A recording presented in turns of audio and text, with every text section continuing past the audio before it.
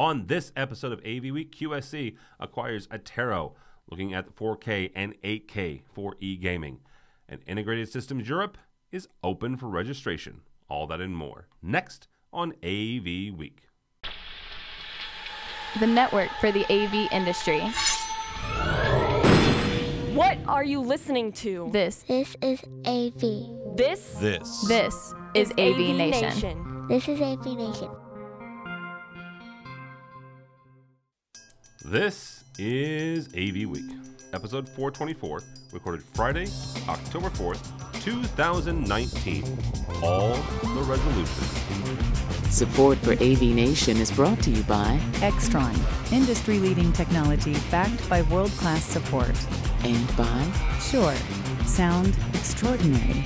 And by Vadio, makers of the new NDI professional broadcast camera, the RoboShot 30E NDI.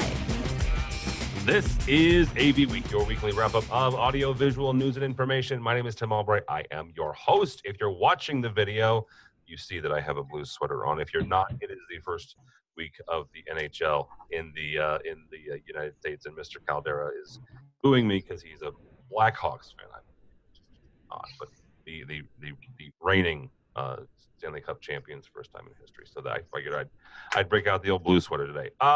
Speaking of Caldera, Mr. Caldera is joining us all the way up north from me at IAS in Peoria. Welcome, sir. Hello. Also with us is a buddy I haven't had in a long time. Technically, City Tech in New York by way of Cooney, Mr. John Huntington. Welcome, sir. Hello, and live from the Gravesend Inn control room. Yes, we're going to talk about that. Actually, I tend to have John on right around the 1st of October simply because if you were in and around the New York area, you need to go to his haunted house. We'll talk about that towards the end. But it's really great stuff. All students, and John, of course, the professor, but all student ran. Also with his first-time guy, so be nice to him. His name is Chris Isaac from Liberty. Welcome, sir. Thank you. I'm glad to be here. Absolutely. So let's have some fun here, guys. Let's talk some tech. First and foremost, biggest story, at least news, oh my gosh, off the presses, QSC acquiring Attero Tech from the article friends over at AVWeek. At the end, quote unquote, QSC acquired Attero Tech on September 30th.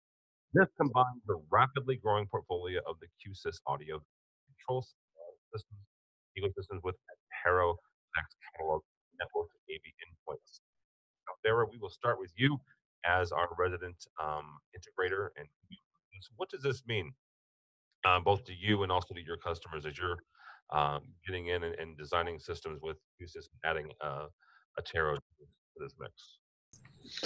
Well, I like it. I'm a big fan of Attero Tech's products. I think they're very kind of innovative and forward-thinking, as arguably QSC is. So I think it's a great merger. I know we've complained a lot lately about mergers and acquisitions over the past 2 years. At least I know I have.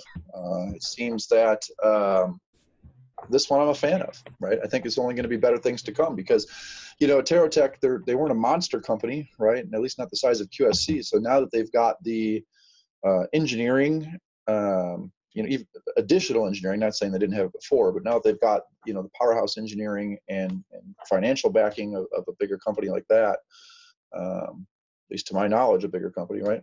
I think there's going to see some really great things coming from the development on that side of the house, further integration with QSys platform and everything else. So I'm very excited about it. Do you think it helps, and you're excited because you folks were already using Attero endpoints with QSys systems? Yeah, I mean, we have been for a while, and it's been working really great. Like anything, though, interoperability comes with some challenges, right? But we're only going to see good things come from this merger as far as that goes, right? It's going to be less configuration, potentially less issues because they'll have that native interop with the QSC platform, kind of inherent to the boxes, if you will, at least the boxes that I'm used to using, right? So I see that from an engineering and design and implementation standpoint to be all positives. All right. John, from somebody who uses this stuff from the end users side, do you see stuff like this when it happens and mergers and acquisitions happen? They start eliminating not necessarily competition, but the interconnectivity with the competition. Let's say you were using brand X, Y, or Z DSP with Attero Tech, and suddenly QSC owns them, so that either becomes more difficult or sometimes not available at all. How do you guys work around that? Well, it's interesting, and in that world in particular, the DSP stuff kind of tends to be siloed anyway, because there's QSys, there's, I'm just completely drawing a blank on the one I just had in my head, but there tend to be sort of proprietary solutions in there. So to me, it's sort of like interesting that this is just a way to expand out the QSys world. And I think also what's really interesting about QSys is that, is primarily sort of originally, or at least well known as a DSP system, but the control capabilities of that, and something that I wrote a book about and all that, the control capabilities are actually finding applications for QSys that are really fascinating. Like you wouldn't have thought that this DSP device could actually run an entire installation or attraction or whatever, but it's a really powerful system. So to me, just by expanding it just means more capabilities coming into that ecosystem. Yeah, if you were a long time viewer of this program, John's book on show control used to sit right behind me back when I still had the bookshelf. So, Chris, from a distributor standpoint and somebody who you guys carry a lot of different lines, how do you handle mergers and acquisitions? When you just talked to John about what happens when one brand kind of acquires another, from a distributor, communicating that merger, that acquisition with your clients and say, okay, you know what? We did have this, but now we don't, right? Or the opposite way, where you came in line and they made the acquisition and suddenly you have access to an entirely new ecosystem. How do you communicate that? Yeah, so that's something happening a lot today, actually. Is a lot of our distributors, as they acquire companies, like you said, we all of a sudden gain access to that line. Sometimes the challenge is figuring out how to better take care of the end user, the customer, the integrator with those products. So we have to educate ourselves on the products. The biggest challenge sometimes is interoperability. Is understanding, the technology change, especially with Dante or QSys, making sure that the other products that we carry will work with those products. So we closely keep a track of those mergers and technology trends to make sure that there's no interoperability issues with our equipment. But yeah, I mean, from the distribution standpoint as well, it's pluses and minuses. We've actually been very successful recently, especially recent a lot of acquisitions with Legrand, for example. Have more access to those products to better service our customers. Yeah, absolutely. All right, guys. Our next article actually comes to us from Sound Communications. Anthony Vargas writes about the resolution revolution is the wording that he uses, and I want to pick apart something here real quick. And John, I'm going to start with you because of your connection with live events and live staging systems. He writes about the biggest hurdle to overcome when it comes to this drive to bigger resolutions, quote unquote. The largest hurdles to widespread adoption of 4K and 8K displays has yet to be overcome: the lack of native 4K and 8K content out there.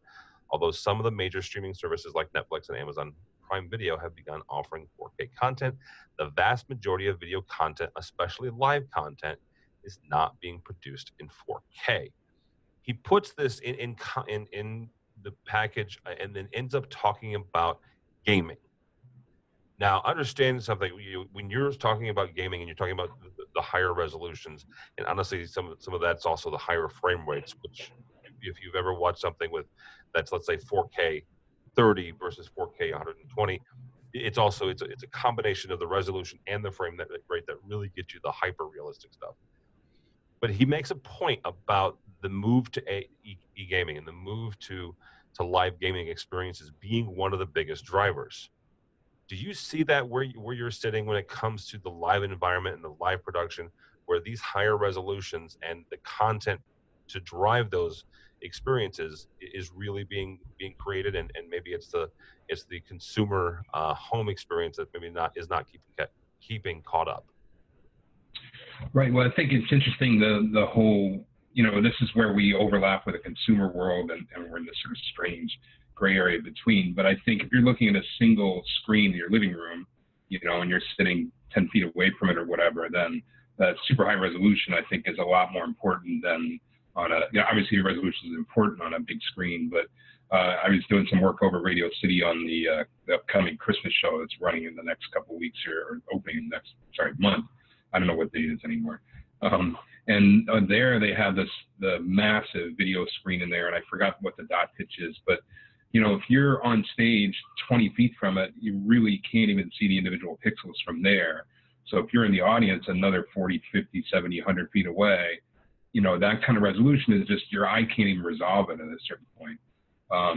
And the interesting thing to me, the bigger issue, especially in esports, because we've started doing esports tournaments here as part of our curriculum, and it was one of those things, like, I'm not really a big gamer, some of our faculty are, but the students are like, oh, we want to do this thing because it's happening. I'm like, really? And then I looked it up. I'm like, oh, of course you're right. But it's still standard sort of production techniques. But the latency is a big issue. So you notice in the article, he talks a lot about the screen, the audience-facing screens and the resolution of those and so on. But all the gamers are not actually looking at those screens because it takes a long time for pixels to get through any of these display technologies, LED displays, anything like that. It takes a long time to get through them and all the processing upstream of that and everything. So the gamers can't really even look at that. It's going to be too confusing because of the latency.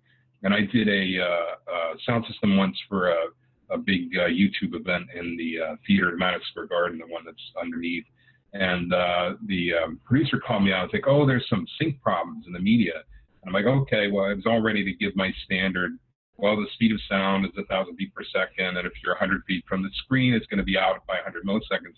And it went out, and audio was ahead of video at 75 feet in the audience. And I'm like, what's going on? So I went and talked to my friends in the video world, and sure enough, they're like, oh, it's like 2 frame latency, which it was. It was more like 10 or something. And this is a few years ago, but that issue, through all the video processing and then through the displays themselves, there's an immense amount of latency in there. That you have to account for sometimes. We actually delayed back the sound to the picture in that case. And I was a projectionist 100 years ago, and we used to, be kind of sensitive to those type of things. But so to me, in the big picture, if you've got a massive video wall like that, and that was, covered this really, really wide stage, it looked amazing.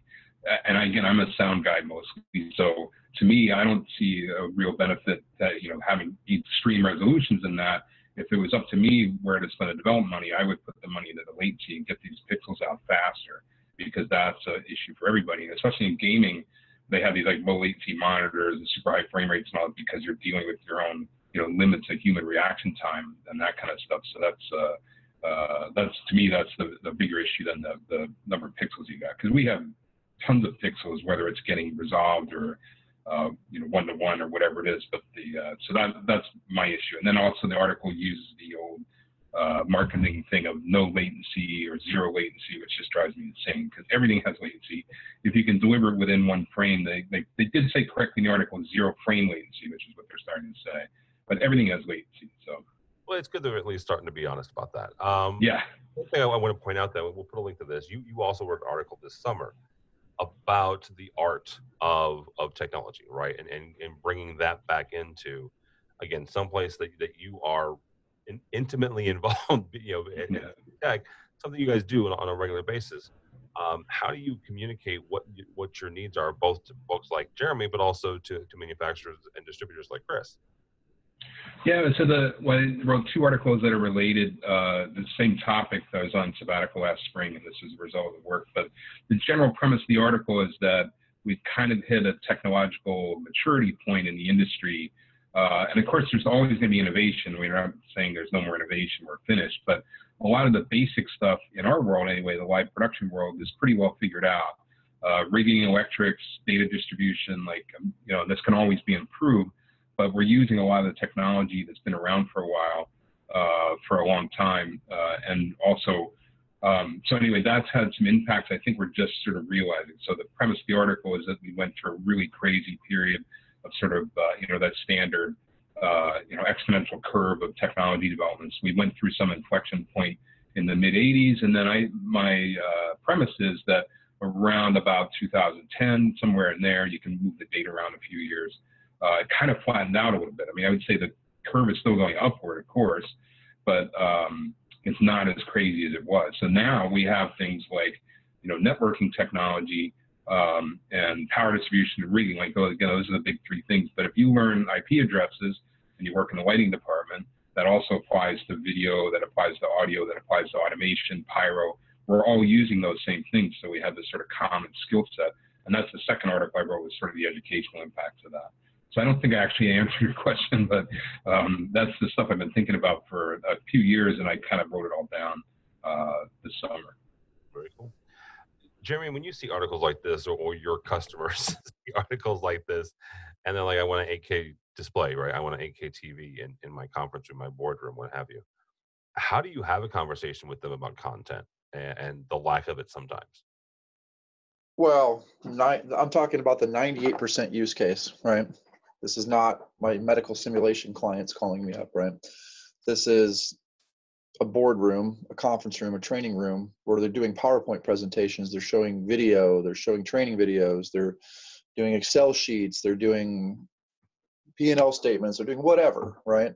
I talk them as fast as I can out of buying anything over 1920 by 1080, right? It's becoming harder because it's actually becoming more expensive to get 1080p displays than it is to get 4K displays, just because of the manufacturing side of the house driving that cost down. But for me, it's education and understanding that the higher your resolution, the more limited your viewing distances, for example, are, right? So we have to take all of that into account when you're talking about boardrooms and training facilities.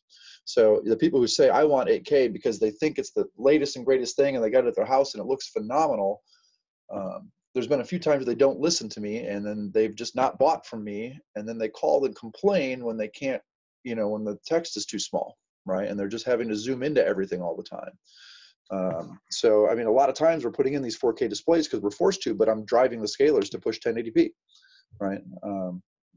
It's unfortunate, but that's in the boardroom environment or in the video conference environment or those environments. We just kind of have to do that in order to get the right display sizes for the maximum viewing distances. Totally different story when we're talking about any kind of simulation, whether it's medical, manufacturing. When you start getting into detailed engineering training rooms and conference rooms, completely different story, right? It just comes down to what's the use case of the customer and educating them on the differences. Very good. Chris, go ahead, John. I was just going to jump in and say that actually you just made me think, and that sort of relates back to the point I was just making about maturity. It's like, and I commend you for advising your clients not to buy something they don't need. But the idea that like 1080p is pretty good and it's good enough for most things, but if you're somebody selling panels that, LED displays or whatever, that's not really good for your business model. So I think this is one of the things you see where like more resolution, you get this hype going and they're like, oh, we need it. And in fact, like you're saying, a lot of cases don't. But of course, if you're looking at super detailed renderings, that's a different story. So, Chris, same kind of question as you're dealing with your clients, folks like Jeremy, how are you using them as this push? At least it feels like this way from the manufacturing side, going sell bigger resolutions. How are you walking them through this? Well, for us, it's definitely been an interesting challenge. Obviously, we have to be there to have products to support these changes in the industry. So a lot of our electronics at Liberty, we've upgraded to 4K, either 4K 30 or 4K 60. Pretty much everything supports it now. But we do have a couple still distribution systems, and 1080p is still a pretty big call out, especially for digital signage for those reasons. It's interesting because we're also working closely with our manufacturers on designs. So especially HDMI 2.1 is being talked about right now to support 8K. But again, going back on the topic of gaming, how to utilize that 2.1, they may choose to go with a lower resolution to increase the refresh rate, just because of that latency, especially for the esports arenas where they might be using KVM or fiber extenders from the actual gaming consoles to the players in the arena. Like John mentioned, that latency is critical for them. It's 2 frames is makes or breaks the game that you're playing. So for that reason, we've actually invested in a lab at Liberty where we're actually bringing in lots of products, testing everything for compatibility, interoperability issues. We're participating in various committees, working very closely with manufacturers to test everything. So staying on top of these trends. Is 8K being talked about? Yes. Definitely maybe 10 years down the road, you're going to see a lot of fiber or ELC cables just to support the bandwidth. So we're working on those products as well.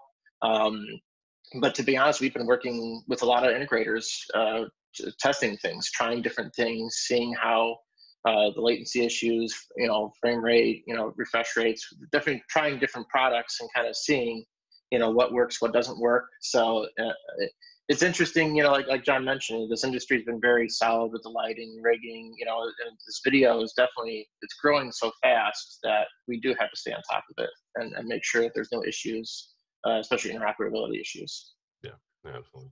Yeah, that I think that right there the interoperability and the transport is where folks will get tripped up here in the next 3 to 4 years. Yeah. All right, fellas, last story here from our friends over at AV Magazine, who I will be hanging out with this coming Friday night. We'll talk about that here in a second. ISE, Integrated Systems Europe, the registration has opened. ISE comes your way the 11th to the 14th of February in Amsterdam from the RAI. I will point this out. Last year in Amsterdam, and they will be moving to Barcelona in 2021. It is the biggest AV show in the world, period, end of sentence, full stop. Last year, they had a little bit over 80,000 people. This year, I would expect around 80 to 85,000. Lots of folks, lots of different reasons why they're moving to Barcelona. One is that they're pretty much at capacity. And we're going to talk with you guys about it. Jeremy, I'm going to start with you on this. Jeremy has an interesting perspective. Number one, Jeremy is, like I said, he's just due north of me, actually in my hometown of Peoria, Illinois, halfway between Chicago and St. Louis, for those of you who aren't familiar with the geography of Illinois. So you're in the middle of the country, in the middle of the state, right? You're going to an international show. Now you've also been a part of AVIXA leadership committees for years, so you have an industry leadership role as well. From your perspective, why should, let's just say, folks from North America, integrators from North America, go to a show like ISE? I started going solely because of my involvement with leadership at AVIXA. That's it. I couldn't justify the expense, and sometimes it's still challenging to justify the expense, right? Unfortunately, I get to stay with some friends and things like that. But I will say that I do want to go every year now, leadership or not, right? And the reasoning for that is, well, twofold. It started originally because I was so busy at Infocom, I didn't get much time on the show floor. I didn't get to see innovation and product and things like that. So this was my Infocom, right, if you will, okay? But now it's kind of spawned into a product release, right? Most of my major manufacturers are releasing a lot of products at ISE versus Infocom. So we're ahead of the game. I'm getting to see it firsthand. I'm getting to talk to the engineers firsthand. On top of that, there's a lot of companies in the world that don't show at Infocom in North America, okay? So it brings, for me, who's running an integration company and who's kind of the lead engineer here, right, overseeing designs, more global perspective and idea of what are the different types of technologies that are out there, right? My favorite thing to do, Infocom, IC, doesn't matter where it is to not hit the main floor, but to hit the little booths on the outskirts, right? Because that's where innovation's happening, right? Those are the companies that are about to be acquired. Those are where Attero Tech started, right? Now they're booth next year, right? Like that's where you find innovation and kind of outside the box thinking. I like that there's a lot of residential stuff. I don't get to go to CEDIA. It's just not a big thing. We're not a resi house. That's kind of mixed in with ISE, being Infocom and kind of CEDIA together, right? So there's kind of that perspective, because I'm a big believer, tying in with our previous story, that the consumer world drives a majority of what we do in the commercial world, right? So seeing what's on the forefront of that horizon is, I think, critical. So for me, that's the encouragement I tell everybody is go be forward thinking, see stuff that's global, get a more global perspective, and see what else is out there, right? And what other companies exist that you're just not exposed to here in the United States. Yeah, those would be my two, is the fact that it has become the first place where folks are releasing products. I think I said this before we started recording. Last year they had over 250 new product releases, right? And you will run into folks that you will never see here, at least in the States. I'm not going to say North America overall, just at least in the States, simply because they have no, they don't need to be here yet. They don't want to be here yet. They're fine in doing distributing it and making it available where they want to. John, you're in New York, so you are a hop, skip, and a jump from Amsterdam, and that matter. So folks that are in your backyard, it's a little bit easier, right, from a travel standpoint and sometimes a cost standpoint. When you're talking with your students and as they go out into the world, talk for a second about the benefit of going to an international show and talking to folks outside of your geographic area, or even outside of your national area, and seeing where they come from and the challenges that they face. A lot of them are the same, but a lot of them are different. Yeah, I think our students are a little unusual in that we have many of our students were born in other countries, so they have a lot of that experience already. I've never been to ISE, but I'm thinking about going this year, and have some good friends in Amsterdam I'd like to visit. But I don't know, for me, the thing I look at these shows is some of the things like Jeremy was just saying. It's like looking for not always this new product, but sort of where's the industry heading. Like, obviously, I'm very interested in networking, so what's going on in that world, audio and video networking, those type of things. And I think being at the shows like that, where it's a larger group, and also seeing, like my friends in Europe, they do very similar things, but they do them slightly differently. And our students, we try to get them, again, it's funny because all our students are from New York, where we can go to the Javits Center for the price of the subway. So AES is coming here next week or the week after, so I'm actually requiring the students to go there. So they get a little spoiled in that way. A lot of people in New York production end up doing that anyway, where they're sort of, they all come here anyway. They don't really need to travel. But I think that type of travel for anybody. And of course, travel, especially outside the country, it's always enlightening, and it's worth doing. Yeah, absolutely. All right, Chris, we'll wrap up here with you. An international show like this happens. Your dealers come back and start calling you up and say, Chris, we want you to come to this thing or that thing. Jeremy mentioned the fact that there are some companies there that don't distribute here in the States.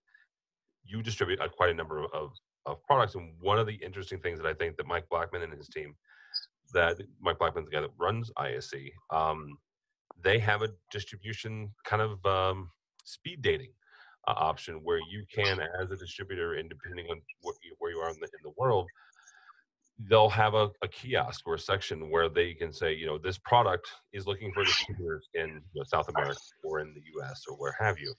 So, how do you take requests like that from maybe customers like Jeremy who come back and say, hey, you know what, Chris, this was really cool, and they don't have a presence here in the States yet, so you might want to check them out. How do you handle those requests? We definitely look into those for sure, and actually, personally, I haven't been to ISE either.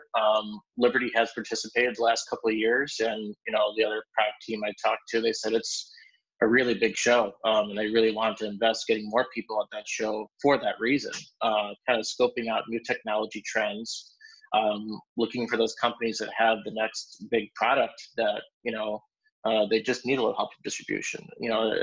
I think you're right. There's a lot of technology there that can be really unique, and then we can help them get into that market, especially if it's a good fit with our products to help promote it. So, those are the techniques we look for in those products to offer. Okay. All right, guys, that'll be a place to stop it. Again, you can go to ISE's website. You can go from our website. You can go from most manufacturers, if they're showing, or if you are most media outlets also will have a link there. But it's iseurope.org if you're planning. Again, last year in Amsterdam. If you don't care about Amsterdam and you're more interested in Barcelona, wait a year. So, all right, guys. Mr. Caldera, thank you, sir. Glad to be here. How do people get a hold of you or IAS if they are so inclined? iastechnology.net or Jeremy _Caldera on the Twitter thing. Mr. Chris, thank you, sir. I appreciate it. How do people get a hold of you and or Yeah, so my email address is cgazdic, so it's CGAZDIC at libav.com, LIBAV.com. That's the best way to reach me, and I'll be able to help you guys. Very good. Thank you so much. And Mr. Huntington, thank you, sir, as always. Yeah, thanks. My pleasure. And my website is controlgeek.net, and I have all the usual email form and so on there. And you mentioned it earlier, but I would just encourage people, if you're in New York, and we're actually, I don't think we're actually open during AES, but if you're even here for that, come out and check out our attraction. It's been run on Dante for like 6 years now. The whole thing's network. It's running, I'm sitting right next to me. His Media One manager is controlling the whole thing. And we have about 6,000 people a year come through it. But the way it's set up is that you can see all the technology when you exit. So you come out, just come see it, ask for me. I'm almost always here, unfortunately. If I'm not, one of my students can show you around, and we're happy to do it anytime. And if not, you can just contact me through the website if you're going to be here some other time. But we want people to come and check it out because it's really a fun event. And we reprogrammed our animatronic characters this summer, and we changed a bunch of things. So I think it's going to be a good year.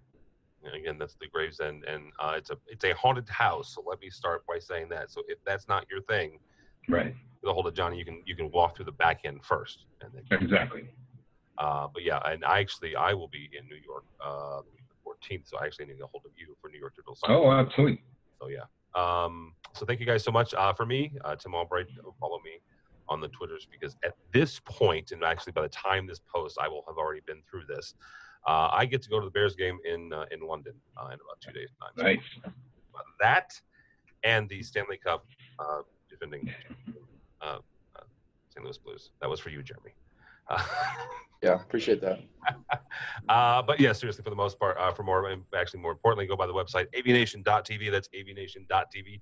You will find this program and a host of others. While you are there, please check out our underwriter section, our supporters. These are the folks who help us financially, help us bring you AVWeek and ResiWeek and all kinds of other coverage. Crazy couple of months. We're actually in the middle of it, at least for our travel schedule. 1 week from today, which is Friday the 4th, we will be broadcasting live from the AV Magazine Awards in London. It comes your way 2 p.m. Eastern on Friday. Mr. Chris Netto from Starin Marketing and myself will be broadcasting live from London and the AV Magazine Awards, so check that out. We'll also be recording a special edition of AV Week next week in AV Magazine's offices, and then actually Chris and I both turn around and head to New York the Monday after that for New York Digital Signage Week, doing all sorts of really cool things. Kick off New York Digital Signage Week with a live broadcast from Times Square and Daktronics' office, and also doing some stuff with Planar. Chris has got some stuff going on. Actually, tons of folks. NEC has a showcase, Coffee and Controversy on Tuesday morning with DSF. That one is actually moving locations from Google's headquarters in New York to Microsoft's headquarters in New York. So they're not a bad venue, huh, John? So yeah, check all that out. And then I think we wrap up our fall with AVEC, where I am going to be moderating a panel, and my buddy Mark Coxon from Tangram will be emceeing. So check all that out and more at the website, avnation.tv. That's avnation.tv. Thanks so much for listening. Thank you so much for watching. That is all the time we have for AV.